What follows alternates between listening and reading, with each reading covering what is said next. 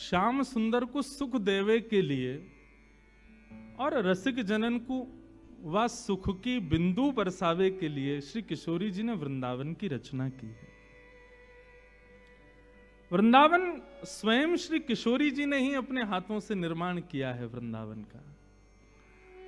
वृंदावन का एक एक कण, वृंदावन का एक एक पल्लव, वृंदावन का एक एक वृक्ष। और मैं तो कहूंगा भैया, वृंदावन में आवे वारे, वृंदावन में रहवे वारे, वृंदावन में जन्म लेवे वारे, इन समस्त जीवन को भी निर्माण श्री किशोरी जी ने ही किया है। इसलिए भैया मैं निवेदन करता हूं हाथ जोड़ के, वृंदावन आकर के ना किसी में भी अवगुण मत देखना, क्योंकि वृंदावन आया है और वो वृंदावन में है तो जरूर किशोरी जी ने ही भेजा है, और किशोरी जी ने भेजा है तो निश्चित उसमें कोई ना कोई गुण तो विद्यमान होगा। श्री किशोरी जी ने अपने हाथों से निर्माण किया है उस वृंदावन का। हमारे ब्रज के रसिक जन गाते हैं। अब तो देखो 4 दिन तो हमको खुली छूट है, पद पद गाओ, जितने है सके उतने गाओ। वृंदावन साचो धन भैया, वृंदावन साचो धन गाओ। और एक और बात, जब भी पद गवे ना, कमर सीधी कर ले, कंठ थोड़े साफ कर ले और पूरी जोर लगा के महाराज भाव से गाओ। मैंने पहले ही अपना सिद्धांत स्पष्ट कर दिया, आप लोग देहाभिमान शून्य हो जाओ, भूल जाओ नागपुर में हो, यही इस कथा की उपलब्धि है। वृंदावन साचो धन भैया, वृंदावन साचो धन भैया, वृंदावन साचो धन भैया, वृंदावन साचो धन भैया, वृंदावन साचो धन भैया, वृंदावन साचो धन भैया, वृंदावन साचो धन भैया,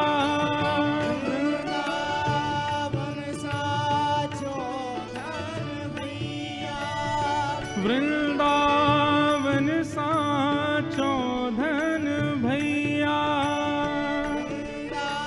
वृंदावन साचो धन भैया, वृंदावन साचो धन भैया, वृंदावन साचो धन भैया, हे वृंदावन साचो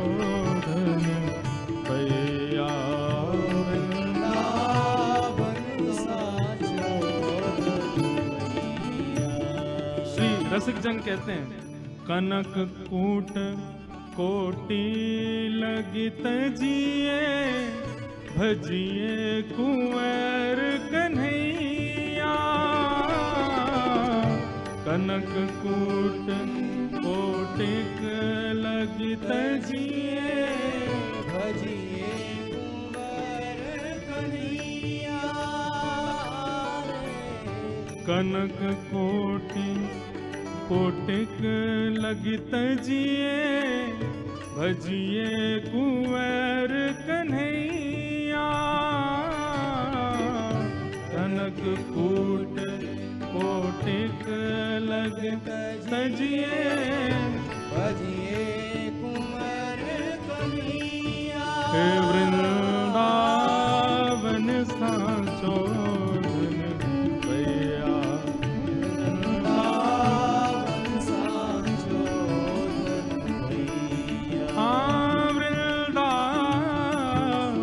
साचो धन भैया, वृंदावन साचो धन भैया, श्री वृंदावन धाम की।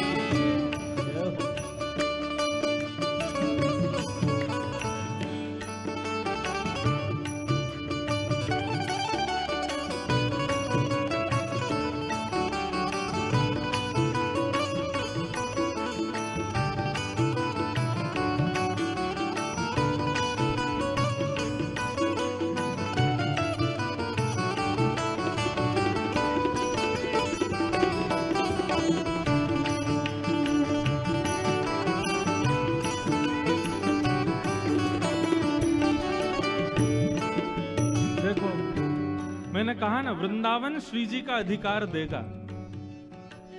श्री जी को नेक भी समझवे को अधिकार वृंदावन ही दे सकता, और कोई नहीं देगा। इसलिए आज वृंदावन को भज रहे हैं। कितना सुंदर भाव है। जहां श्री राधा चरण रेणु की कमला लेत बलैया, जहां श्री राधा चरण रेणु की कमला लेत बलैया। मतलब भाई, हम लोग कहाँ हैं? विचार करो।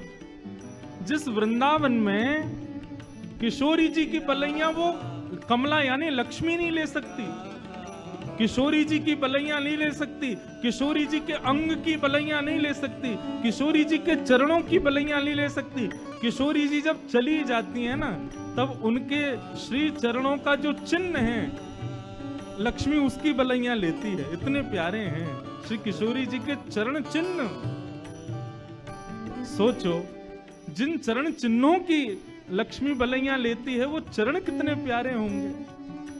और उन चरणन को सदा श्याम सुंदर मस्तक पर रखें, तो श्याम सुंदर कितने प्यारे होंगे।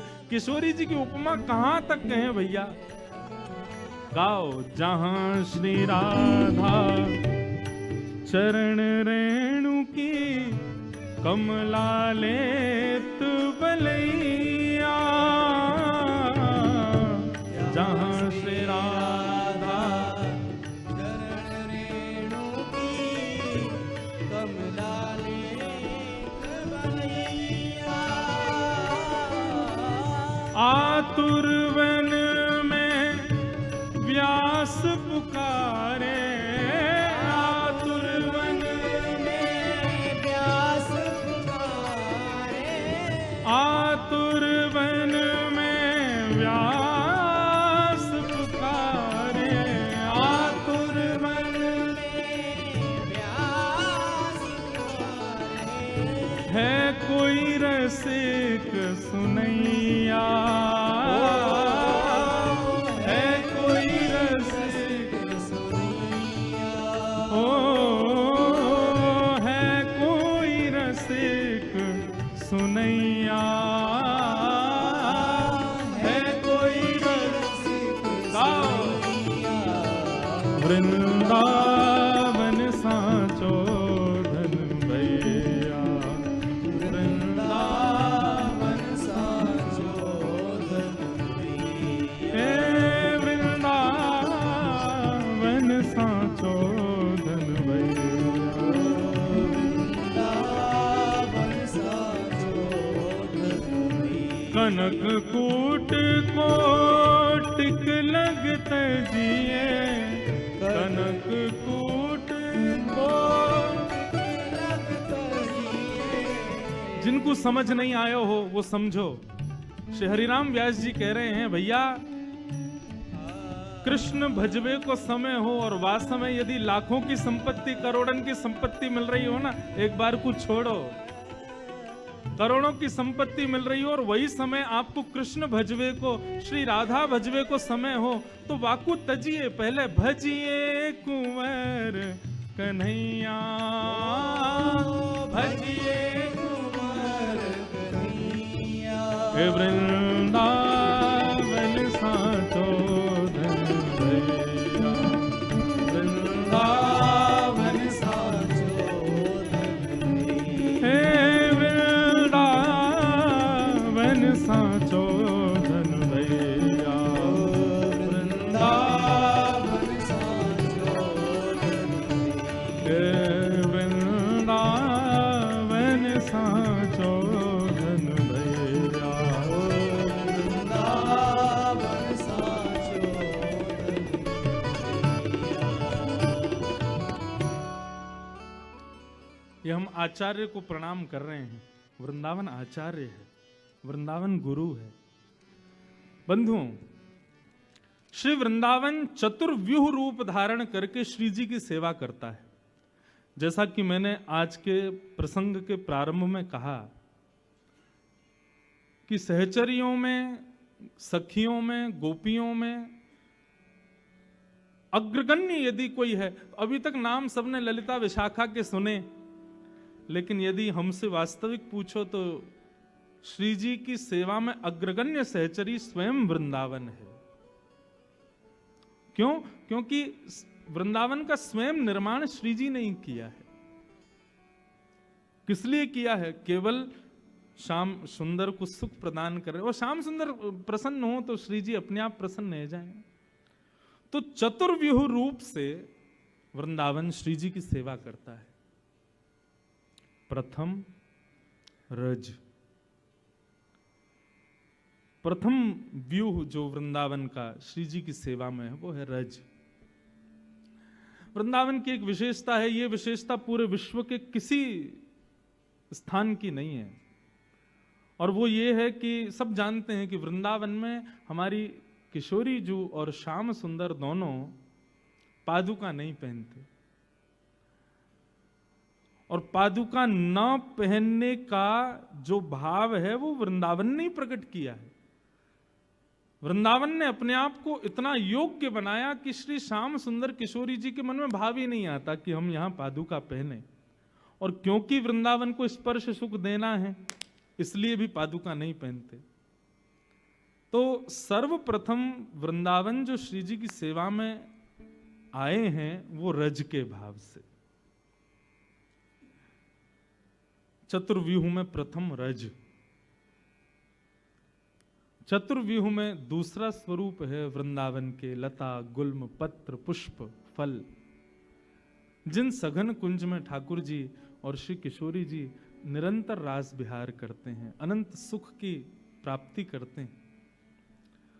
तो दूसरा व्यूह, एक प्रकार से ये कहा जा रहा है कि गुरु वृंदावन है और वृंदावन के साथ में उपगुरु ये चार हैं, रज और दूसरे सघन कुंज पत्र पुष्प गुल्म आदि। ये विशेष रूप से उन लोगों के लिए जो आजकल वृंदावन तो आते हैं लेकिन वृंदावन के रूप को नहीं समझ पा रहे। वृंदावन में आजकल भीड़ बहुत हो गई है, बहुत पब्लिक आ रही है, लेकिन भैया मुझे उनको देख के ऐसा लगता है कि हीरे को शीशा समझ करके चले जाते हैं। वो वृंदावन को जान ही नहीं पा रहे, वृंदावन को पहचान ही नहीं पा रहे। वृंदावन प्रथम रज के भाव से श्याम सुंदर और श्री जी की सेवा में है, दूसरा लता गुल्म पत्र पुष्प फल इनके भाव से श्री जी की सेवा में है। जब हमारे श्याम सुंदर और श्री जी विहार करते हैं ना, कई जगह पदों में पढ़ने में आता है कि जिन वृक्षों पर फल उत्पन्न नहीं हुए होते या हो भी गए होते लेकिन कच्चे होते हैं, जैसे ही देखते हैं किशोरी जी आ रही हैं, श्याम सुंदर आ रहे हैं, तो फल अपना वो वृक्ष अपना पूर्ण जोर लगा देता है, उस फल को तुरंत पका देता है, उस पुष्प को तुरंत सुगंधित करता है कि हमारे इस भाव से रीझ कर श्यामा जी इसका स्पर्श कर लें, इसका सेवन कर लें। साल भर में जो वृक्ष एक पुष्प को सुगंधित करने में श्रम करता है वो श्री जी के आने पर क्षण भर में करता है। श्रमित तो बहुत हो जाता है, लेकिन श्री जी सेवा में स्वीकार करें, इसके लिए वृंदावन के वृक्ष गुल्म पत्र पुष्प ये सब अपने आप को सुगंधित और पुष्पित करके रखते हैं। तो वृंदावन की दूसरी सेवा का भाव है वहां के लता गुल्म वृक्ष पत्र। श्री व्यास जी कहते हैं, वृंदावन के रूख हमारे मात पिता गुरु बंधु। वृंदावन के वृक्ष वल्लरियां ये सब कौन है? ये सब हमारे माता हैं, पिता हैं, गुरु हैं, बंधु हैं, ये सब हमारे। इसलिए हमारे ब्रजमंडल में कई संत जन तो वृक्षों से ही लिपट लिपट करके आनंदित होते हैं। तमाल वृक्ष को देख करके सोचते हैं कि ये जरूर श्याम सुंदर ही होंगे। तो वृंदावन का दूसरा सेवा प्रकल्प है वहां के लता गुल्म पुष्प वृक्ष। उनका प्रयोग कभी अपने लिए मत करना बंधु। संसार के पुष्प फलों का प्रयोग अपने लिए कीजिएगा, लेकिन श्रीधाम वृंदावन यदि आप जाओ तो वहां के पुष्प पत्र फलों का प्रयोग अपने लिए कभी मत करना, क्योंकि वो आपके लिए हैं नहीं, वे श्री जी की सेवा के लिए ही हैं। हमारे लाल जी यहाँ नागपुर में विराजते हैं, तो यहाँ पर सेवा में आने वाले पुष्प भी राधा बाग से ही आते हैं। किशोरी जी के बाग के पुष्प ही सेवा में पधारते हैं। परिवार, ढांडनिया परिवार ने एक बाग ही ऐसा बनाया जहां के पुष्प सब श्री जी की सेवा में ही जाते हैं। और बस ये 4 दिन के लिए वो कुछ पुष्प हमारे लाल जी के पास भी आ जाते हैं, नहीं तो श्री जी के पास ही जाते हैं हमेशा। वास्तव में ये बात तो भागवत में भी प्रमाणित है कि पृथ्वी अपने ऊपर अन्न, पुष्प, फल, इन सब का प्रादुर्भाव हमारे आपके लिए नहीं करती है। भागवत में कथा आती है, पृथु महाराज का चरित्र आता है, जिनकी वजह से धरती को पृथ्वी कहा जाता है। तो पृथु महाराज के चरित्र में भाव आता है कि पृथ्वी ने एक बार अपनी समस्त बीज उत्पन्न करने की, फलों को उत्पन्न करने की, पुष्पों को उत्पन्न करने की समस्त शक्तियों को अपने अंदर समेट लिया। क्यों? क्योंकि मानव इन सब का उपभोग करता था अपने लिए, ठाकुर जी की सेवा में नहीं लगाता था। पृथु महाराज जब प्रकट हुए तो सबने प्रार्थना की, महाराज पृथ्वी बंजर हो गई है, इस पर वृक्ष नहीं होते, अनाज नहीं होता, आप कुछ करिए, आप हमारे राजा हैं। तब पृथु महाराज ने पृथ्वी से प्रार्थना की, यज्ञ किया, तब पृथ्वी प्रकट हुई और भूमि देवी ने प्रकट होकर के कहा, आज्ञा करें महाराज। तब पृथु महाराज ने कहा कि आप क्यों बंजर हो गई हो, पुष्प, फल, बीज, ये सब आपने क्यों समेट लिए अपने अंदर? तब पृथ्वी कहती है, क्योंकि मानव मेरा उपभोग कर रहा है। मैंने अनाज को, फल को, वृक्ष को, पत्तों को, पुष्पों को आप सबके उपभोग के लिए नहीं निकाला है। मैंने इसलिए निकाला ताकि कोई एक भक्त मुझे, मेरे से उत्पन्न होने वाले उन फलों को, पुष्पों को, आदि आदि वस्तुओं को ले जाके ठाकुर जी को अर्पित करे, फिर स्वयं पाले, मुझे कोई आपत्ति नहीं। लेकिन ठाकुर जी को बिना निवेदित किए खुद सेवन करता है, मुझे बहुत कष्ट होता है। इसलिए पृथ्वी ने अपनी समस्त शक्तियों को दबा लिया। तब पृथु महाराज ने वचन दिया, बोले मैं वचन देता हूं, आज के बाद वैष्णव परिवार में बिना भोग लगे कोई भी अन्न नहीं पाएगा। तब पृथ्वी ने अनाजों को प्रकट करना प्रारंभ किया। इसलिए बंधुओं, आप यही मत मानो कि केवल आप ही सेवक हो श्याम सुंदर के। जड़ चेतन सब ठाकुर जी की सेवा के लिए ही हैं। जब उनको बिना निवेदित किए हम उसका उपभोग करते हैं, तो श्रीमद् भगवत गीता में तो भगवान कहते हैं, भुंजते ते त्वघम पापात ये पचंत्यात्म कारणम। जो अपने कारण से वस्तु का उपभोग करते हैं वो अपना पाप स्वीकार कर रहे हैं। इसलिए भैया कुछ भी हो, सबसे पहले ठाकुर जी को, किशोरी जी को निवेदित करो, क्योंकि वो प्रकट उन्हीं के लिए हुआ है। उसके बाद उसका सेवन स्वयं करो। पृथ्वी भी तो मुक्त होना चाहती है ना, और वो मुक्त कैसे होगी जब हम उसको निवेदित करेंगे ठाकुर जी को। इस प्रकार पृथु महाराज ने पृथ्वी से निवेदन किया और तब पृथ्वी ने इन सब वस्तुओं को अपने ऊपर प्रकट किया। तो वृंदावन विशेष रूप से जो कुछ भी प्रकट करता है वो सब ठाकुर जी की सेवा के लिए ही प्रकट करता है। उसका उपभोग अपने लिए कभी मत करना। तो प्रथम रज, द्वितीय वनचर वस्तु, सघन कुंज, पुष्प, फल आदि, और तीसरा वृंदावन के रसिक जन। वे रसिक आपको प्रसन्न करने के लिए नहीं बने, क्षमा कीजिएगा।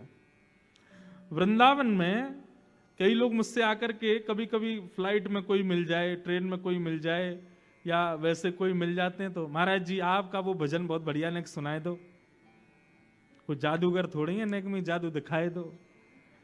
वृंदावन में यदि कोई रसिक, मैं अपने आप को रसिक नहीं बोल रहा हूं, इनडायरेक्ट वे में बोल भी रहा हूं, लेकिन वैसे अगर देखो तो वृंदावन में जितने भी रसिक जन, कोई यदि रस का तनिक मात्र भी भाव प्रकट करता है तो उसका भाव भी संसार के लिए नहीं है, श्री जी के लिए ही है। ये बात दोनों पक्षों से समझिएगा। रसिक जन भी इस बात का ध्यान रखें कि यदि हमारे भीतर रस प्रकट हुआ है तो उससे हम संसार को ना रिझाएं, श्यामा श्याम को ही रिझाएं। यदि हम अपने रस का प्रयोग किसी व्यक्ति विशेष को रिझाने के लिए कर रहे हैं ना, तो रस विष बन जाएगा। रस का प्रादुर्भाव आपके हृदय में हुआ, इसका मतलब श्री जी ने आपको अधिकारी माना है और अधिकारी बनाया है, तो उससे श्री जी को ही लुभाओ। हाँ, 2-4 जनता भी रीझ जाए तो उसमें कोई आपत्ति नहीं है, लेकिन केवल यही प्रधानता नहीं होनी चाहिए कि सब रीझें, श्री जी रीझें, हमारी किशोरी जी रीझ जाएं, हमारे श्याम सुंदर। एक बार का प्रसंग है, हमारी श्री जी कितनी कृपालु, कितनी दयालु, कितनी जल्दी रीझ जाती हैं। वो एक पद की एक पंक्ति आती है ना, हमारे यहाँ एक भजन गाया जाता है, वृषभानु की किशोरी वो तो गैया हूते भोरी, प्रीत जान के हूँ थोड़ी तो है राखेगी शरण, मन भूल मत जइयो श्यामा प्यारी के चरण। किशोरी जी बड़ी भोरी हैं। और यहाँ को प्रसंग कैसे है, एक बार जन्माष्टमी थी तो श्री हमारी श्यामा जू नंदगांव गई, लाला को जन्मदिन है, हम भी बधाई दिया में।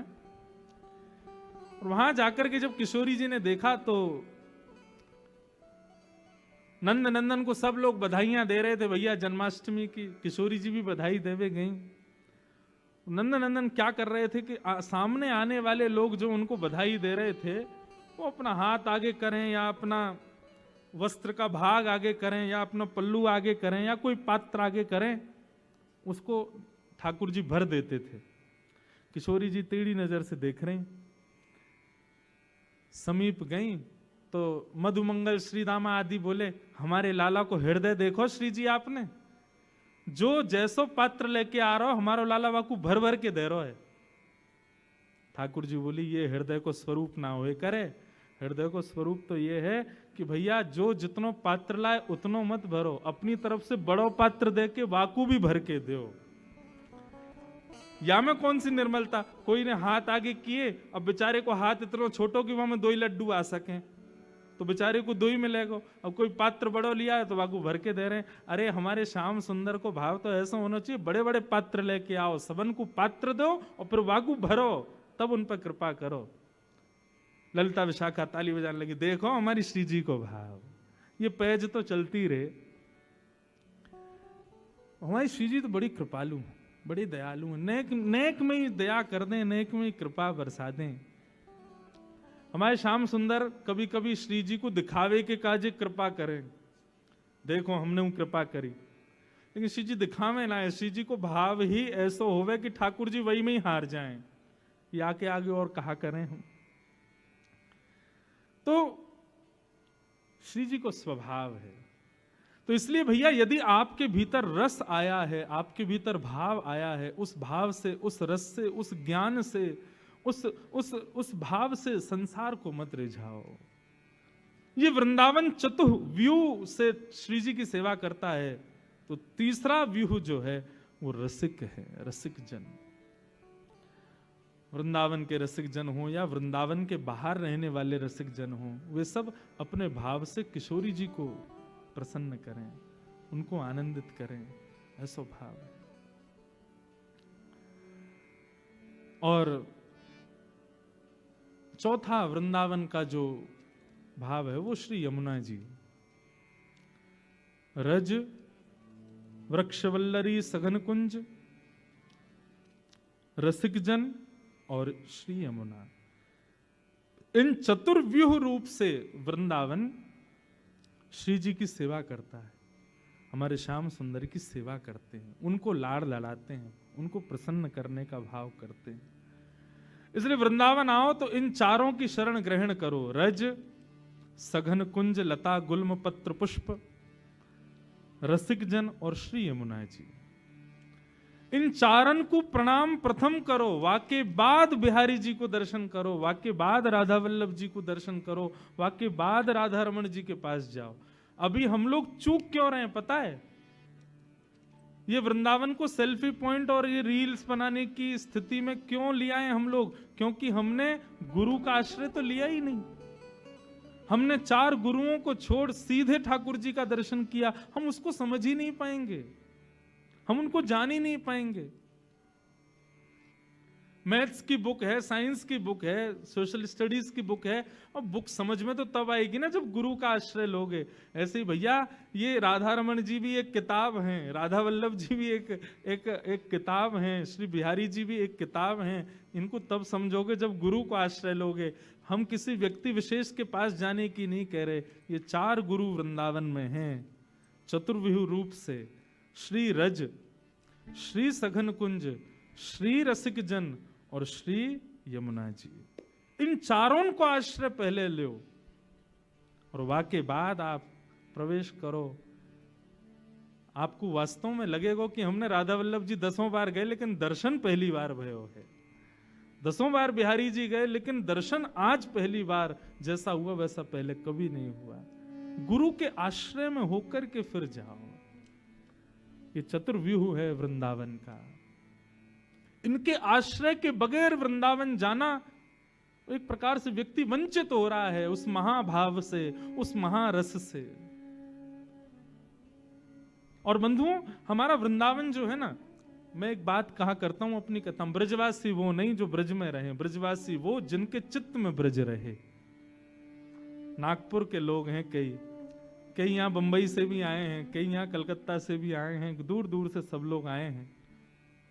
आप कहीं भी रहो, सदा ब्रज आपके चित्त में है। तो आप विश्वास मानो, जब ब्रजवासियों की अटेंडेंस रोज होती होगी ना, तो उन ब्रजवासियों की अटेंडेंस में 500-600 तो नागपुर के लोगों की भी अटेंडेंस हो जाती होगी। क्यों? बोले शरीर से भले ही नागपुर में थे, चित्त से तो वृंदावन में ही थे ना। 200-300 लोग कलकत्ता की भी अटेंडेंस लगाते होंगे, भले ही देह से कलकत्ता में थे लेकिन चित्त से तो वृंदावन में थे ना। 100-150 लोग बंबई के भी अटेंडेंस लगाते होंगे, देह से भले ही कहीं भी थे, चित्त से तो श्री धाम में थे ना। और निश्चित अभी वृंदावन की गणना चित्रकेतु कर रहे होंगे ना, प्रेजेंट लगा रहे होंगे कौन कौन आया। निश्चित ही चितनवी हॉल में बैठे हम सब की भी गणना हो ही गई होगी, क्योंकि बैठे भले कहीं भी हैं, वृंदावन को याद तो कर रहे हैं ना। आप चाहे नागपुर रहो, बंबई रहो, कलकत्ता रहो, यहां रह करके भी इन चतुर्व्यूह का स्मरण नित्य करो। ब्रज की रज, ब्रज के लता गुल्म पत्र पुष्प, ब्रज के रसिक जन और श्री यमुना जी। इन चारों को कोई व्यक्ति यदि नित्य प्रणाम करे तो मुझे ऐसा लगता है कि श्री जी और हमारे ठाकुर जी फिर उसको कितना भी अभागा हो उस पर कृपा करेंगे निश्चित, क्योंकि ये योग्य बनाते हैं उनके।